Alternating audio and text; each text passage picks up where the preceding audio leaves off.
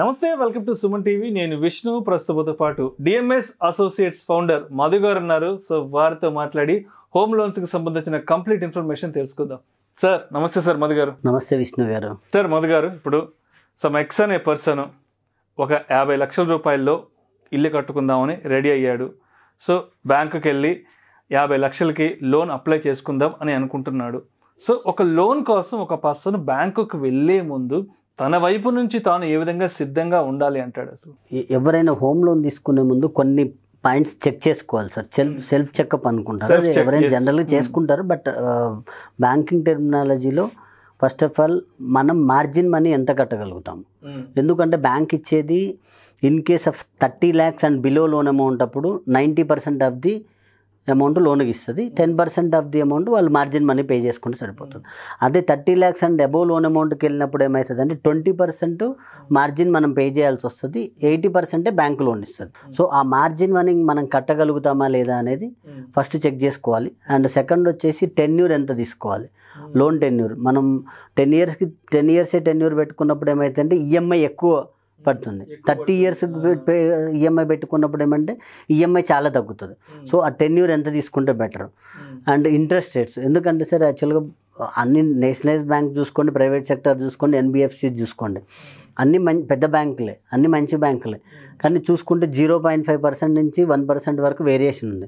So the best bank ఏంటి అనేది కూడా ఒకసారి మనం సర్వే చేసుకుంటే బెటర్ సార్. అంటే లైక్ మాలాంటి డిఎంఎస్ అసోసియేట్స్ మేము సింగిల్ ఫోన్ కాల్తో, ఎందుకంటే మేము 18 years నుంచి, నేను యాజ్ ఏ మధుసూదన్ నేను 18 years నుంచి లోన్స్లోనే ఉన్నాను. డిఎంఎస్ అసోసియేట్స్ నేను ఎస్టాబ్లిష్ చేసి 8 years అవుతుంది. సో కంప్లీట్గా బ్యాంకింగ్ సిస్టంలో ఉన్నాం కాబట్టి మాకు ఒక సింగిల్ ఫోన్ కాల్తోనే మీకు ఎంత రేట్ ఆఫ్ ఇంట్రెస్ట్ వస్తుంది అండ్ ఏ బ్యాంకులో the best rate of interest, the best processing fee and least processing fee పడుతుంది అనేది మేము చెప్పగలుగుతాం. కాబట్టి అదొకటి చెక్ చేసుకుంటే సరిపోతుంది సార్. సో అదేవిధంగా డాక్యుమెంటేషన్ విషయానికి వస్తే, లోన్ కోసం బ్యాంకుకి వెళ్దాము అన్న ఆలోచన వచ్చినప్పుడు ఎటువంటి డాక్యుమెంట్స్ని, ఎటువంటి పత్రాలను సిద్ధం చేసుకొని బ్యాంకుకి కదలాలంటారు? అదేంటంటే సార్, తీసుకునే లోన్ అమౌంట్ని బేస్ చేసుకొని, ఫర్ ఎగ్జాంపుల్ కొన్ని మేజర్ బ్యాంక్స్లో 90 lakhs and above loan amount తీసుకున్నారు అనుకోండి, 1 crore and above loan amount 90 above తీసుకుంటున్నప్పుడు 30 years లింక్ డాక్యుమెంట్స్ అడుగుతారు, ప్రాపర్టీ. ఓకే. అదే 1 crore బిలో 90 lakhs 80 lakhs అది లోయర్ లోన్ అమౌంట్కి వచ్చేసరికి మనకి 13 years ఇస్తే సరిపోతుంది. సో 13 years 30 years ఇక్కడ. సో ఆ విధంగా మనం తీసుకునే లోన్ అమౌంట్ లింక్ డాక్యుమెంట్స్ అనేది అడగడం జరుగుతుంది. And as well as property లీగల్గా అంటే ఓకేనా కాదా అనేది మినిమం మీరు ఎంక్వైరీ చేసుకోండి. బ్యాంక్ ఆల్వేస్ ఫర్ యూ క్లియర్గా దాన్ని వెరిఫై చేసి లోన్ ఇస్తుంది. అండ్ ప్రాపర్టీ వాల్యూ కూడా మనకి ఎఫెక్ట్ ఉంటుంది సార్. ప్రాపర్టీ వాల్యూలో మనం ఏదైతే గవర్నమెంట్ వాల్యూ కన్సిడర్ చేయదండి బ్యాంక్ ఎప్పుడు కూడా. మార్కెట్ వాల్యూ, ఆ ఏరియాలో మార్కెట్ వాల్యూ ఎంత ఉంది. ఎందుకంటే మనకి ఆల్రెడీ రెగ్యులర్గా వెళ్ళే వాల్యుయేటర్స్ ఉంటారు, బ్యాంక్ వాల్యుయేటర్స్, ప్యానల్ వాల్యుయేటర్స్ అంటారు. వాళ్ళకి ఆ ఏరియాలో వాల్యూ నిజంగా ఇప్పుడు ఒక్కొక్క ఆయన తెలియక తక్కువ చెప్తాడు, లేకపోతే ఎక్కువ చెప్తారు.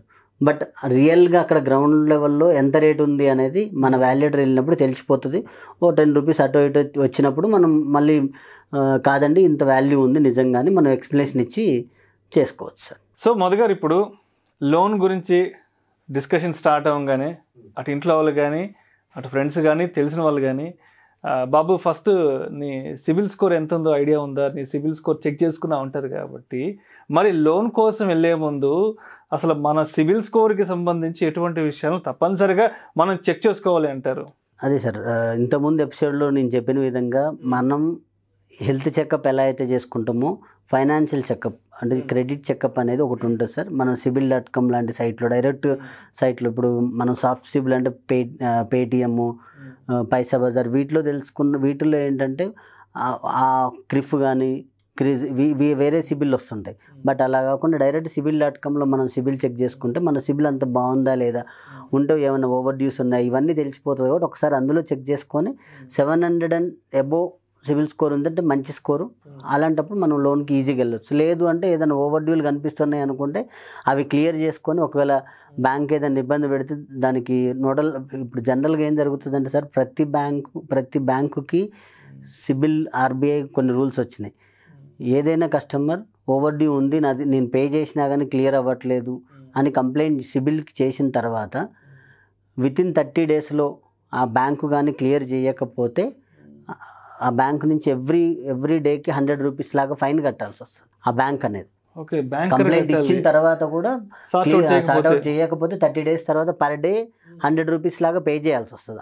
అందువల్ల ఇప్పుడు సివిల్ మనం ఎప్పుడైనా ఒక డిస్ప్యూట్ రేజ్ చేస్తున్నాం అనుకో, నా ఓవర్ డ్యూ క్లియర్ అవ్వలేదు నేను పే చేసిన తర్వాత కూడా అని సిబిల్లో డైరెక్ట్గా మనం డిస్ప్యూట్ రేజ్ చేసుకోవచ్చు. ఆ డిస్ప్యూట్ రేజ్ చేసే టైంలో మన అకౌంట్ నెంబర్ డీటెయిల్స్ అడుగుతుంది. ఎందుకు అడుగుతుంది అంటే ఆ బ్యాంక్ ఖచ్చితంగా పే చేయాలి. As for RBI guidelines, as for norms ఖచ్చితంగా ఆ బ్యాంకు పే చేయాలి. పర్ డే 100 రూపీస్ లాగా పే చేయాల్సి వస్తుంది. సో అయితే మధు గారు, ఇప్పుడు ఎక్స్ అనే పర్సన్ ఒక 50 లక్షల రూపాయలు బ్యాంక్ నుంచి లోన్ తీసుకున్నాడు, ఒక 20 years టెన్యూర్ పెట్టుకున్నాడు. సరే, ఒక 5-6 years లోను కట్టుకుంటూ బాగానే వచ్చాడు.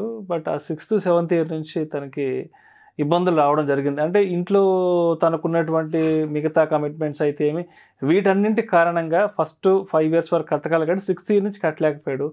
సో మరి తాను హోమ్ లోన్ కట్టలేక చేతులు ఎత్తేసే పరిస్థితి వస్తే ఏంటి, దాని తర్వాత పరిణామాలు ఏ విధంగా ఉంటాయి? అసలు ఏ లోన్లో అయినా సరే జనరల్గా జరిగేది ఏంటంటే ఒక 90 days మనం ఈఎంఐ పే చేయాల్సిన డేస్ నుంచి 90 days ఈఎంఐ కట్టకపోతే ఫస్ట్ బ్యాంక్ ఒక నోటీస్ ఇస్తుంది.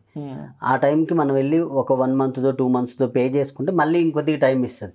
ఆ విధంగా చేసుకుంటే మనకు టైం దొరుకుతుంది. లేదు ఇంకా నేను అసలే పే చేయలేను అన్న సినారియాలో నోటీస్ ఇస్తుంది, బ్యాంక్ యాక్షన్కి వెళ్ళిపోతుంది. యాక్షన్కి వెళ్ళిపోయి మన ప్రాపర్టీ ఫర్ ఎగ్జాంపుల్ 2 కోట్లు ఉంది, మనది మార్కెట్ వాల్యూ 2 crores ఉంది అనుకోండి, 50 lakhs మనం బ్యాంకుకు పే చేయాలి. సో ఆక్షన్లో మనకి ఏదైతే అమౌంట్ వస్తుందో అది బ్యాంకుకు పోని రిమైనింగ్ అమౌంట్ మనకి ఇవ్వడం జరుగుతుంది. ఏదైనా కంప్లీట్ నోటీసెస్, ప్రియర్ నోటీస్ వచ్చిన తర్వాతనే ప్రాసెస్ అనేది నడుస్తుందంట. అండ్ అదేవిధంగా రిజర్వ్ బ్యాంకుకు సంబంధించి వార్త ఒకటి అందరూ పెద్ద ఎత్తున డిస్కషన్ చేసుకుంటున్నారు. Reserve bank of India Indian గవర్నమెంట్కి 2.1 trillion అమౌంట్ ఇచ్చిందంటూ కూడా మాట్లాడుకుంటున్నారు కదా. సో ఇది అనేది అంటే ఇది బ్యాంకింగ్ వ్యవస్థకి ఇది ఏ విధంగా ఇంపాక్ట్ ఉంటుందంటారు అసలు? సార్, ఇప్పుడు ప్రజెంట్ ఉన్న సినారియాలో బ్యాంకింగ్ వ్యవస్థ అనేది చాలా మంచి కండిషన్లో ఉంది. సో ఈ గ్రోత్ రేట్ బేస్ చేసుకొని గవర్నమెంట్ ఆఫ్ ఇండియాకి ఈ రిజర్వ్ బ్యాంక్ అనేది $2.1 trillion అనేది పే చేయడం జరిగింది. సో దానివల్ల ఇది గుడ్ సైనే. అండ్ రీసెంట్గా కూడా మీరు న్యూస్లో చూసే ఉంటారు, 1,00,000 కిలోల బంగారాన్ని ఇంగ్లాండ్ నుంచి ఇండియాకి సో తీసుకొచ్చుకొని మన దగ్గరే స్టోరేజ్ చేసుకునే పాసిబిలిటీ ఉంది కాబట్టి ఇక్కడ తెచ్చుకొని పెట్టుకున్నారు. సో ఇవన్నీ ఏంటంటే ఈ లోన్స్ సెక్టార్ కూడా ఇవన్నీ మంచి సైన్లే అని చెప్పుకోవాలి. ఇంట్రెస్ట్ రేట్ తగ్గే అవకాశం ఉంటుంది. This is the right time to purchase houses through home loans అని చెప్పగలుగుతాను sir. Right, thank you so much Madhu garu. Thank you. Home లోన్స్కి సంబంధించి, అదేవిధంగా సిబిల్ స్కోర్కి సంబంధించి, అండ్ మరొక ముఖ్యమైన పాయింట్ కూడా చెప్పారు, హోమ్ లోన్ కట్టలేక చేతులు ఎత్తేసే పరిస్థితి వస్తే మరి ఆ టైంలో ఏ విధంగా ప్రొసీడ్ అవ్వాలని, ఇటువంటి హోమ్ లోన్స్కి సంబంధించిన ఇంట్రెస్టింగ్ ఫ్యాక్ట్స్ అన్ని కూడా ఈ వీడియో ద్వారా మన ప్రేక్షకులు తెలియజేయగలిగారు. Thank you so much Madhu garu. Thank you Vishnu గారు.